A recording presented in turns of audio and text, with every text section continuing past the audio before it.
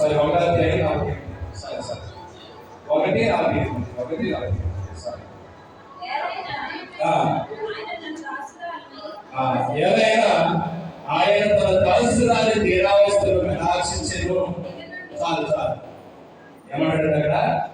మరి తల్లి పాడినటువంటి స్తోత్ర గీతం కదా, మరి తల్లి పాడినటువంటి స్తోత్ర గీతంలో ఒక మాట ఏమంటారు అక్కడ? ప్రభు తన దాసురాలి తీరావస్థను కటాక్షించాడు. అర్థమేంటి? దీనుల యొక్క దీనత్వాన్ని పోగొట్టి గొప్పవారిగా మార్చాడు అర్థం. తీరావస్థని కటాక్షించాడు కదా. ఆ దీనులుగా ఉన్నటువంటి వారిని లేవనెత్తాడు, వారిని గొప్పవారిగా మార్చాడు.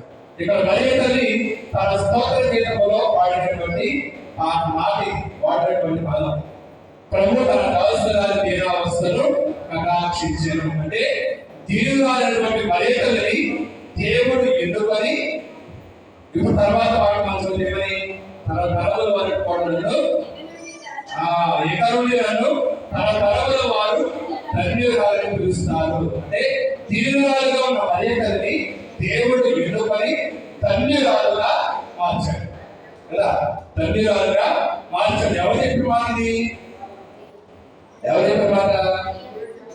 ఎవరు చెప్పారు? దేవుడు చెప్పారా?